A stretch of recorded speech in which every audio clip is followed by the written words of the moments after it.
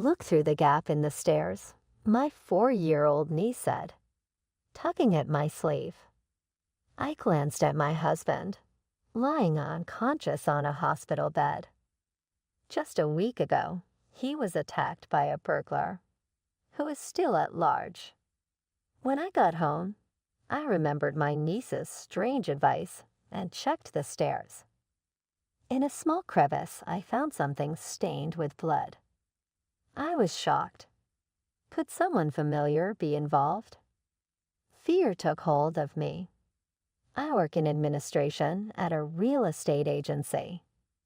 Last year, I married William, one of our salesmen. We're both 25 and had always talked about starting a family soon. Why? Because I have a sister and her daughter, Lucy, is so sweet. Seeing my niece laugh or pout makes me think about us as parents. Lucy has a peculiar knack. "Aunt Jessica, your ring is on the bookshelf," she'd say whenever I misplaced something. My sister even joked, "If you're in trouble, ask Lucy. Good things happen." They say children can see ghosts, but I wonder if there's more to it. Maybe our future child will have special talents too. We dreamed of a family, but our married life started on a rocky note. Soon after our wedding, we began receiving disturbing letters addressed to William. The message was clear: break up and disappear. Seeing how scared I was, William said, "It's just a prank. I'll report it to the police." He did, but the sender remained unknown, and we were anxious every day. One day, John, a colleague of William's, came to my office. Why was someone from sales visiting me? When I approached him, he handed me a note with the same ominous message: disappear. I gasped as John looked at me with a serious expression. This was found on William's desk. As a rising star in sales, he had made enemies. Many saw him as a nuisance. "It's troubling," John said, crumpling the note. "I've known William since we both started here. If you need anything, just ask." He gave me a reassuring smile. I was shocked by William's situation, but having John as an ally was comforting. My sister also came by, concerned for us. Despite the troubling letters, we stayed strong with the support we had. I was determined to stand by William. We had no idea what was coming next. While attending a friend's wedding on a Saturday, my sister called in a panic. "Jessica, William is unconscious. Come back right away." I was stunned. William was supposed to be home after working overtime. "Jessica, he was stabbed during a break-in," my sister continued. Her words were hard to process. I rushed to the hospital and found William pale and still. "William, wake up," I pleaded, holding his hand, but he didn't respond. The beeping of the machines filled the room as tears streamed down my face. I wondered why this was happening. My sister, who had been waiting, tried to comfort me. The police said our neighbor found William collapsed and bleeding from a stab wound while delivering a community newsletter. Normally, the neighbor's habit of opening our door without knocking would be annoying, but it turned out to be a blessing in this case, leading to William's early discovery. Given the recent burglaries in the area, the police suspected the same person was responsible. It has to be the same person who sent those letters. I've already talked to the police about it. I told my sister. She interrupted, "I'll handle talking to the police. You need a break." I regretted attending the wedding. If only I hadn't gone, maybe William would be safe, I thought. I prayed for his recovery, but even a week later, he remained unconscious, and the attacker was still free. I spoke to William, connected to tubes in his hospital room. "Our anniversary is coming up soon. Where would you like to go?" But he didn't respond. I tried to stay positive, but it was difficult. Tears kept flowing despite my efforts. John, who had been visiting daily with flowers and treats, was there. "Sorry for showing you this," I said, quickly wiping away my tears. John leaned in and said, "Don't worry about it." Just then, I heard a small voice behind me. "Aunt Jessica, who's this?" I turned around to see my niece, Lucy, looking curious. It was her first visit. My sister quickly said to Lucy, "Come on," before turning to John. "Sorry for the intrusion." "Family, huh? I'll leave you to it," John said, giving a brief nod to my sister. He placed the flowers down and left.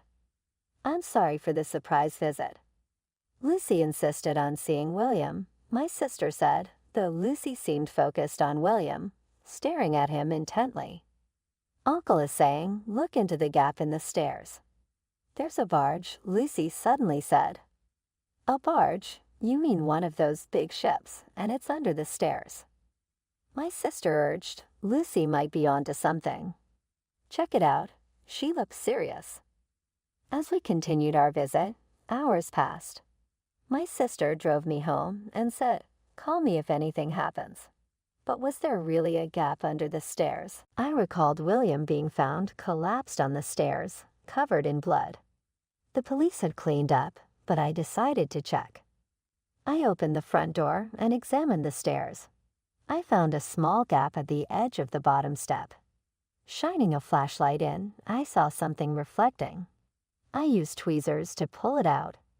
To my surprise, it was a company badge. "This is a company badge," I noted. "Our employees wear these as ID." The badge was blood-stained and seemed to have been pushed into the gap. The police had mentioned an unusual scratch on William's fingertip. Could he have pushed something into the gap? Maybe this badge is a clue from William about the culprit. I immediately called my sister. "I found something. Let's go report it to the police." As my sister was bustling around, I heard Lucy's voice. "If there's no barge you need later, it's troublesome for one person who's being a nuisance." Another riddle. Is this part of the case? I asked, but Lucy just giggled. Her riddle about the stairs might be another clue about the perpetrator. I stared at the blood-stained company badge in my hand. It seemed William had left a crucial clue during his desperate struggle.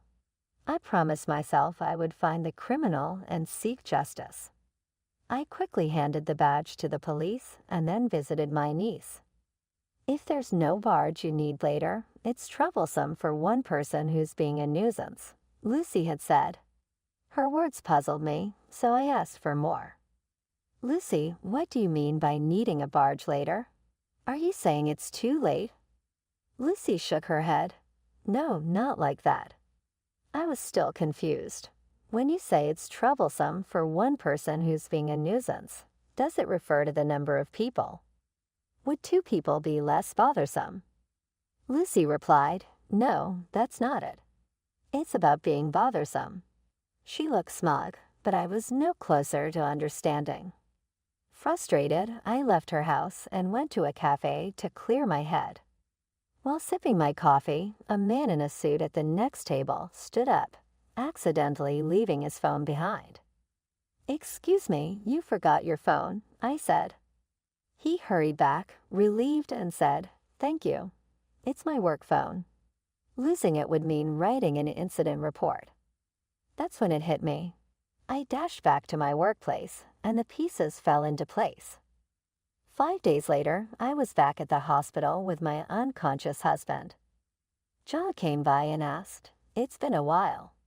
Why haven't you been at work? I didn't see you at the hospital either." I was worried. Ignoring the flowers he brought, I looked him in the eye and asked, "Why did you stab my husband, despite visiting him so often?" John's face went pale. "What are you talking about? Isn't the culprit a burglar?" He tried to smile, but it seemed forced. I pulled out the blood-stained badge from under the stairs and showed it to him. "Is this our company's badge?" The barge my niece mentioned wasn't a ship, but the company badge. We'd been getting harassing letters, and my husband hid the badge to expose the culprit. It wasn't a random burglar, but someone within the company. I looked at John firmly. You don't really think I'm suspecting you, do you? After everything I've done? He reached for my hand, trying to smile, but it was strained. I pulled my hand away and showed him a copy of his disciplinary report from HR. Lucy's mention of a barge actually referred to the letter of apology needed after losing his badge. 2 days after William was stabbed, John wrote the incident report. Could this be William's badge? His own badge was accounted for at home. I dismissed John's excuses. He looked frustrated but was determined. You're shaken up because of William's stabbing. From now on, I'll be there for you in his place, he said. I sidestepped him and pulled out documents from my bag. The drive recorder data from the company car he used. You were at our place during the incident, though there were no business reasons for it, right? As the company's drive data manager, I checked John's movements. The data was locked to prevent tampering, so any attempt to erase it would be visible. Did you have feelings for me? I asked, watching John squirm. After talking to colleagues, it became clear John had harbored feelings for me and resented William for supposedly taking me away. Lucy's riddle about a nuisance meant that William's presence was an obstacle to John's plans. You harassed us because you wanted us to break up. That's disgusting. John's anger flared at the word disgusting. I liked you more than William ever did. I thought scaring you would make you break up with him. He stumped in frustration. When the letters didn't work, I put a weapon in your mailbox to scare you into breaking up. Unfortunately for him, William came home early and caught John with the knife. John's anger grew. John then accused me. Do you know how terrified Jessica is? I was warned never to come near her again. So, in your rage, you used that knife to stab my husband. Yes, it was all for you. Now I just need to finish him off. John, defiant, lunged toward the bed, trying to strangle William. I rushed to stop him, struggling with John. Just then, William's weak voice cut through the chaos. Enough already. John paused, caught off guard. I used the moment to push him with all my strength. He slammed into the door, which tore the curtain he had grabbed.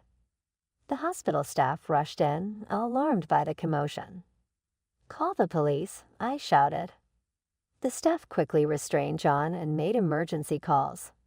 When the police arrived and I explained the situation, they took John into custody. John cried out, "We were so close to being happy."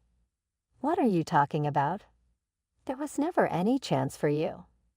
I stared at John, pushing him away firmly. I've always loved my husband. Your claims mean nothing. The only person I love is my husband. Stay away from me forever, I said. As John was led away, he muttered angrily. William later regained consciousness and testified against John, leading to his conviction. John faced about 7 years in prison and would likely struggle financially after losing his job. Today, I had my sister and Lucy over for lunch with William. As we sat around the table, Lucy grinned and said, "The new chair isn't just one. It's two." William and I exchanged glances. It looks like we're expecting twins. I'll need to